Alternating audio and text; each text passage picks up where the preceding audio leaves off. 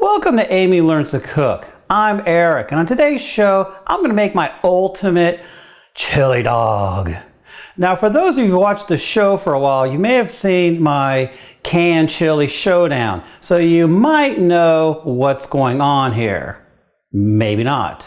You also don't know what hot dog I selected. So, why don't you stick around and watch me unravel the mystery and assemble my ultimate chili dog on Amy Learns to Cook.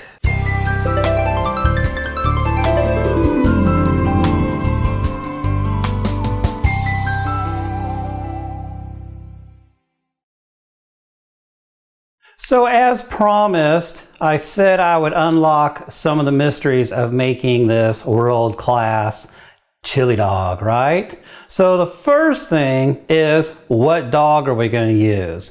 I selected Hebrew National. The idea is that they're available everywhere I could think of. Costco, Sam's Club, I don't know if BJ's has them. But the bottom line is I've eaten these things for years. They're great. I used to like ballpark Franks, you know, plump when you cook them, except for the last, I don't know, couple of years. They don't plump anymore. They're pretty much like Bar S, except they cost 3 or 4 times as much, and they're just as junky. So I ruled them out. So most store brands, I really couldn't find a hot dog I actually liked. The Hebrew Nationals, I think they're great. They're quarter-pound dogs, which means you get 4 to a pound. Where most store-bought ones, you get 8 to a pound. That's wimpy. I'd have to eat like half the container just to remotely think I ate a dog. Where one of these, equals half my daily fat and salt for the day. So one pretty much shuts you down. So that gets my thumbs up, right? So with that much badness in it, it's got to be tasty. Next up, the chili we're using. So the other great mystery is, what am I going to use for chili? And I said during my canned chili showdown, whoever the winner is, that would be like a 99.99999% chance it would end up on my chili dog, right? Well, I'm going to evoke that little 0.000001% that the answer is no. Because I really don't want to waste a perfectly good hot dog on some of that canned meat. The chili is okay, especially in an emergency and stuff, but since I'm going to sit here and eat it and enjoy it, I'd rather just make my own. So I did a video the other day on making own chili, and so it's had a chance to sit in the refrigerator, thicken up, let all the flavors do all they got to do. Believe me, chili tastes better the next day. It tastes good when you make it, but it tastes better the next day, like a lot of things that taste better the next day. All right, so I've been heating up this pan here. We're just going to verify the temperature.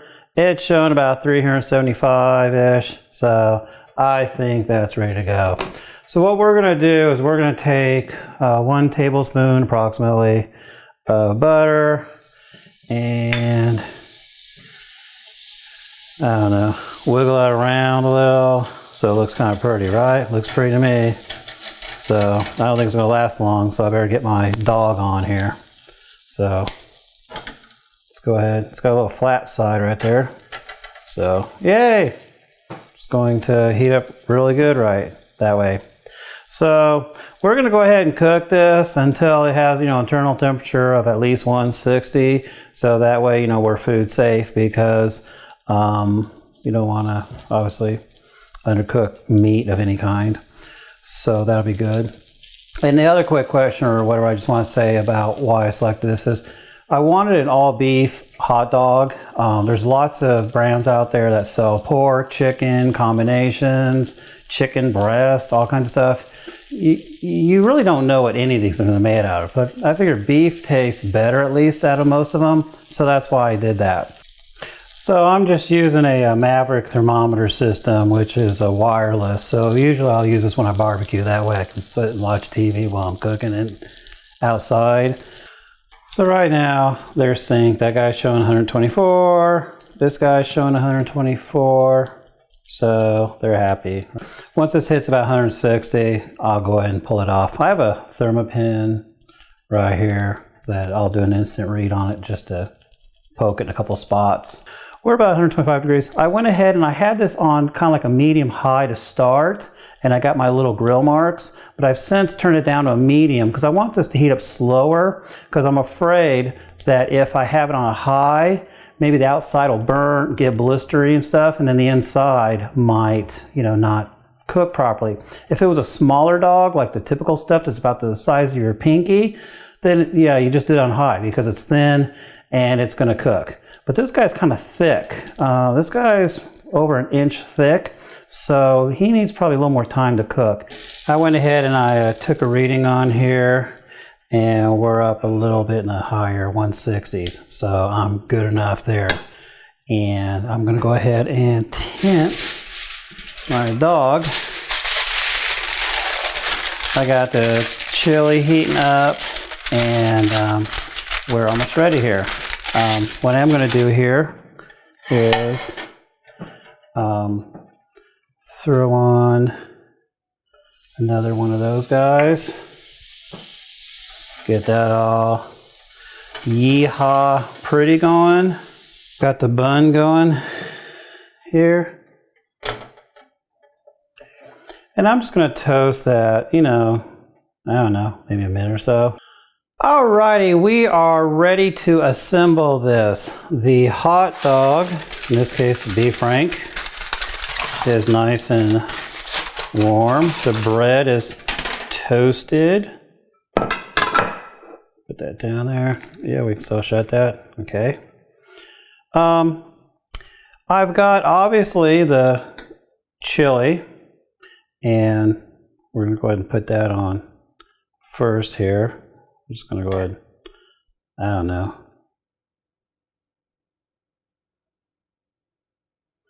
There we go. It's nice of a mess. This is Hatch New Mexico green peppers. These are actually a medium hot, and these are really tasty. We usually get these things fresh from a local Wegmans once a year. And then what we don't use right away, we food savor and freeze, and they keep really well that way. So I got a ton on there. That's good, right? I've got a small onion here that I'm just going to go ahead, that I've done maybe a medium chop on, nothing too fancy. And I like onions, so we're just going to go ahead and pop them on there. And then, of course, cheese. So right here, I've got some cheddar cheese. That's just nice and shredded. And we'll just put that everywhere. And if I can close this, we'll go ahead and we'll make a sandwich out of it, right? So I think we're getting ready to eat this. All right, this is too big for just one set of bread, so it needs a little help. So I got a second set on here. So now it's kind of like a true sandwich. So let's take a bite. There's no way I can honestly eat a chili dog with a fork. Might eat it with a spatula, but I'm not going to eat it with a fork. Okay, there's only one piece of equipment I think that can do this thing justice. And you remember this from my 7-pound cheeseburger video, right? And my oatmeal cookie video? Well, it's about to get called into service again. So let's go ahead and flip this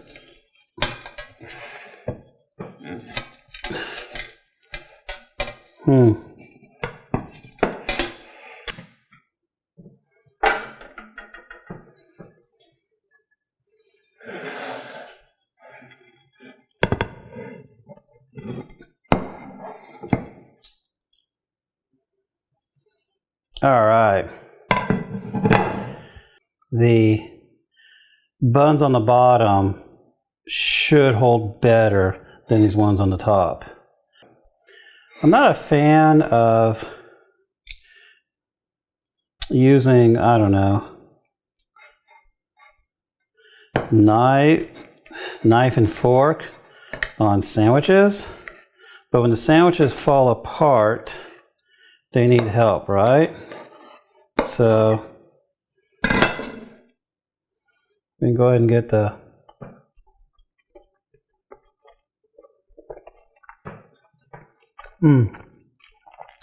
hot dog's great.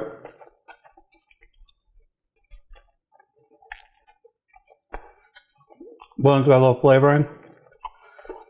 Getting into the chili and cheese and everything else, fantastic.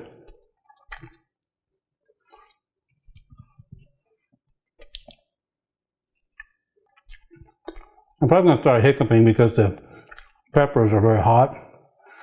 The chili is still detectable through all of that, so it's just great. Let's go ahead and get a bigger bite here. Let's see if I can get a combination of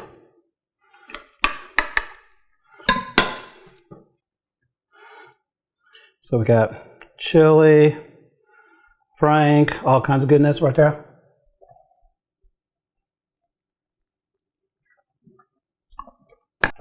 The only thing missing from this is bacon and maybe some French fries, but we don't have any bacon.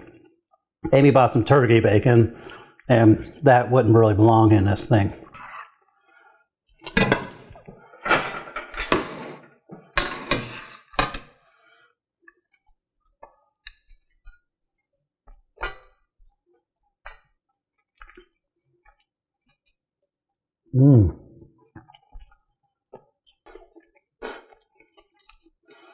Now we got this down to manageable size here.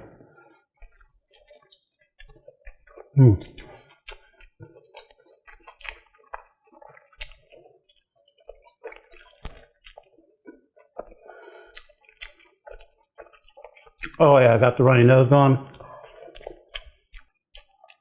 Only a hot dog or sausage, or in this case a beef frank, that's a quarter pound, would you be able to taste through all these different flavors.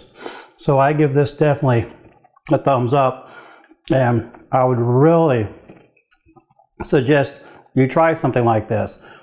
Maybe tone it down a little bit, but make some chili. I'll put the link to my recipe.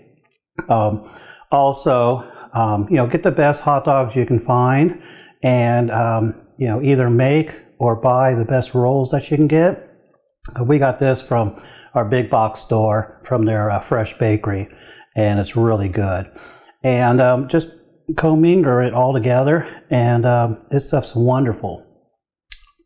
So if you like this recipe, subscribe below, give us a thumbs up, and also go out to our website at amylearnstocook.com, and we're on Pinterest and Twitter at Amy Learns to Cook.